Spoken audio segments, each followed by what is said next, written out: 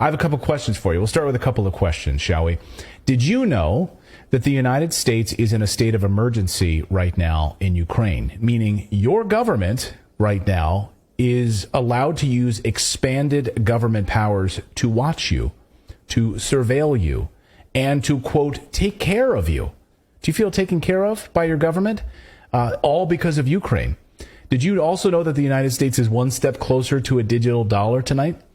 And both of these things are connected through executive power and the expansion of the White House's power and President Biden's power.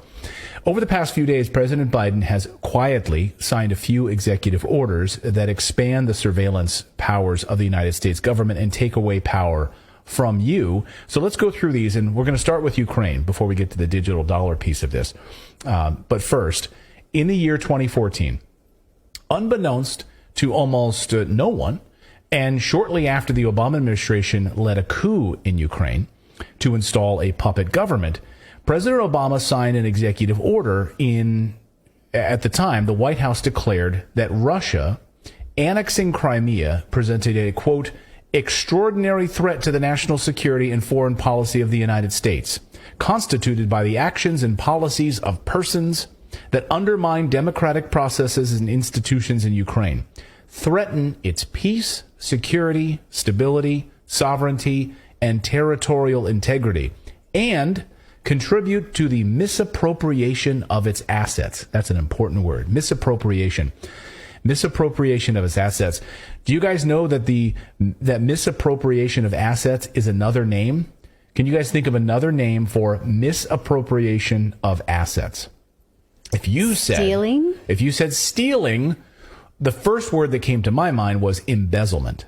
Okay. So if you said embezzlement, then you are correct, sir. Misappropriation of assets. Really interesting wording in an executive order from the President of the United States in Ukraine after they led a coup that installed a puppet government. The misappropriation of assets, embezzlement. You could also use the words theft, stealing, swindling. You could look up a thesaurus or a thesaurus. So all of the money that's been stolen by Ukrainian officials and is misappropriated or embezzled is the fault of the Russians, right? Because, no, it couldn't be the Ukrainians. It couldn't be the corrupt Ukrainian government that was misappropriating assets, which we've highlighted here on the show. It's the fault of the Russians under this executive order.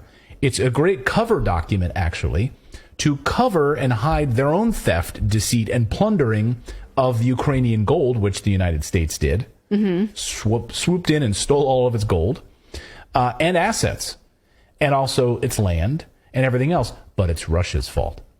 It's literally written there right in this document by President Obama. Yes. It's crazy. So let's get this right. In 2014, Obama overthrows a democratically elected government that was pro-Russian, by the way, stages a bloody coup, and installs a puppet government in Ukraine that is anti-Russian. That's what happened in 2014. Not only that, it turns Ukraine into a NATO proxy. So then, of course, it can move right up to Russia's border. But under this executive order, the U.S. is worried that Russia is a threat to democracy. You follow this logic? It's laughable, of course. So well, Russia's so laughable that Zelensky did a comedy bit about it. About how Obama was the new president of Ukraine. I forgot about that. Why didn't you remind me? I would have dropped that clip in here. I don't know, but I'm telling you right now that he did a bit about how now Ukraine is run by Obama after the 2014 coup. Right. He knew that. That was his bit. That was not my joke. I tell terrible jokes. That's and you get hit in the head with ukuleles. So I might now be brilliant. Things are just popping up left and right. It's like Costanza giving up sex. He's suddenly a genius. It's like the plot of Who Killed Roger Rabbit. Don't do that, by the way. So let's get this right. I mean, this is, unbelievable, right? That we install a puppet government and it's Russia's fault with all of this. But since President Obama signed this declaration, President Biden has now expanded it multiple times, including this week. So here's the document that was originally written by President Obama and continued, by the way, with less authority or less usage under President Trump, although he used it for a border wall. Totally unrelated, though. Totally different executive powers. But this one has now been extended by President Biden.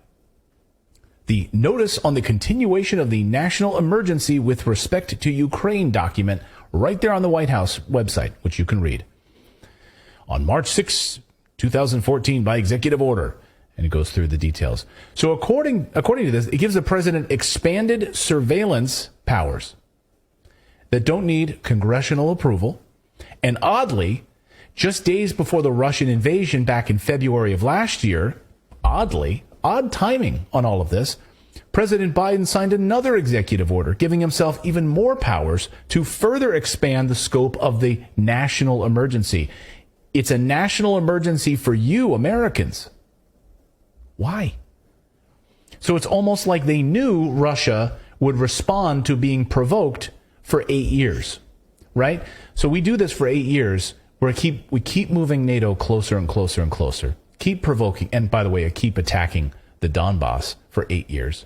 14,000 people killed. Just keep doing that.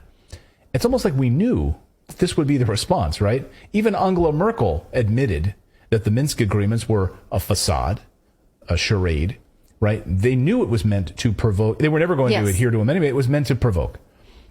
So the White House, according to the Epoch Times, says the White House stated that the executive orders deal with individuals who undermine Ukraine's democratic processes, as well as threaten the country's security, peace, and sovereignty. Anybody in our chat room right now feel safer about this? The White House stated that executive orders deal with.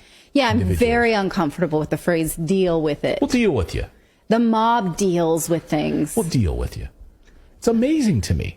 Yeah. This isn't a presidential document.